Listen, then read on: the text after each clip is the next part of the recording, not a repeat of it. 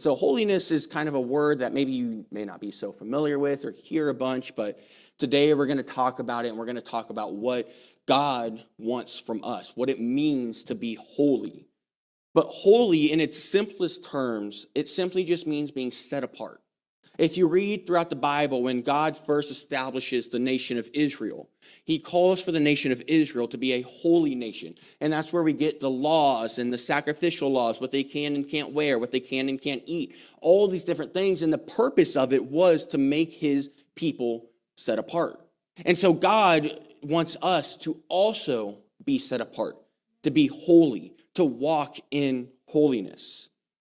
And so today we're going to talk about this idea of holiness. But you can't talk about holiness without sin. And today we're going to talk about the heart issue that is sin today. Sin is a heart issue, and God, he wants to come in and do heart surgery. See, sin's true nature is a heart problem. It's not an exterior problem. It's not the things around me or the circumstances I'm in. Sin is a heart problem. In Jeremiah chapter 17, verse 9, it says this. It says, the heart is deceitful above all things and desperately, desperately sick. Who can understand it? See, a lot of times maybe you hear the saying, the heart wants what the heart wants. Follow your heart, do whatever your heart says. But if we take the Bible for what it says, and I believe we should take the Bible for what it is saying, the heart is deceitful. So if we really want to follow the heart, if we really want to do what the heart says to do, then the heart is deceitful and desperately, desperately sick. The heart is a tricky, tricky subject. How often, we hear that saying and people go and do whatever they want. They say, oh, well, I love this person. I want to be with this person. Or my heart wants me to go do this thing or that thing or whatever the case is. But then it ends up failing. It ends up not working out. But the Bible clearly tells us that the heart is deceitful. Sin, it takes root in the heart, and then it poisons the rest of the body like a disease. See, sin, it may enter in through exterior places. It may enter in through your eyes, through your lips, through your ears, through your mind, through your thoughts, through your circumstances, through the people you're hanging out with, through whatever it is, through what you're watching, what you're listening to. But sin takes root, and it grows and it develops in the heart. So what can we do about it? Well, today's main passage comes out of Matthew chapter 5, verses 29 through 30. And Jesus gives us a pretty radical solution. He says, if your right eye causes you to sin, tear it out and throw it away. For it is better that you lose one of your members than that your whole body be thrown into hell. And if your right hand causes you to sin, cut it off and throw it away. For it is better that you lose one of your members than that whole body go into hell.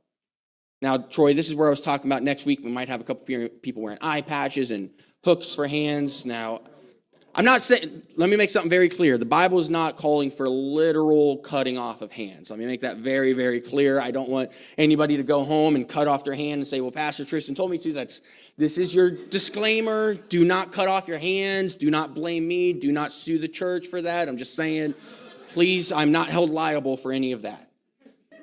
But this may come off as pretty crazy at first. Like Jesus is saying to cut off a part of your body because it causes you to sin.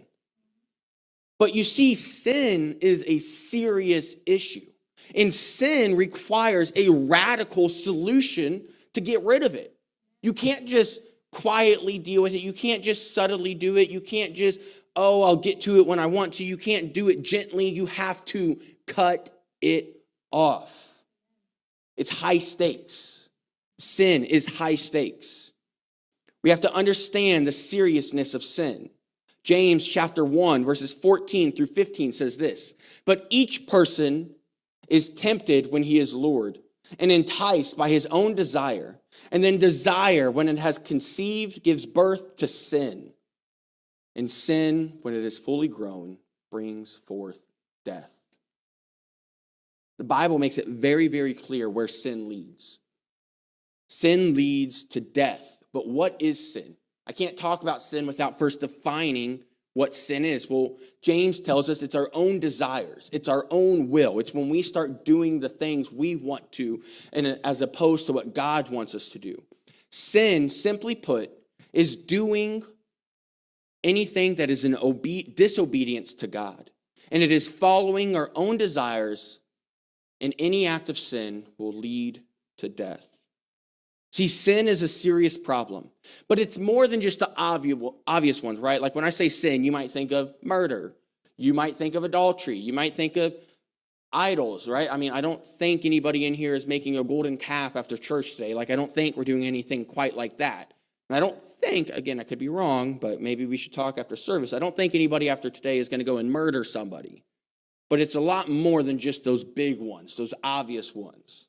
Sin is also what we consider, quote unquote, small things like gossip, lying, anger, manipulating, doing anything, emphasize anything at all that God has convicted you of and told you to stop. See, maybe you think, oh, well, I just watch TV. That's not a sin. You're right. But if God told you to stop watching TV because you're idolizing it, because it's taking time away from him, and he tells you to stop, and you continue to do so, that's disobedience. That is sin.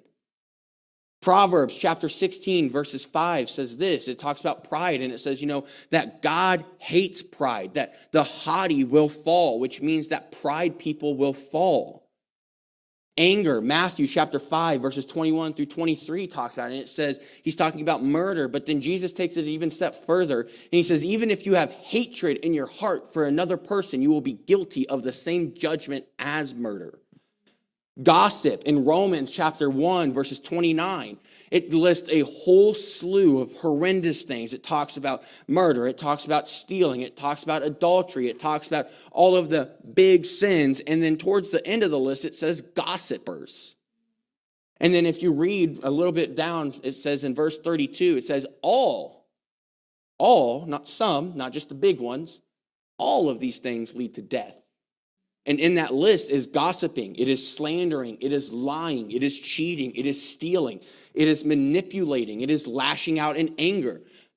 All of these things lead to death. So Jesus tells us to aggressively get rid of the sin in our life. See, too often we may make an excuse for it or claim that's not what we meant to do, or it was an accident, or that's not how we meant for things to come across. Or even worse, we may grow lukewarm.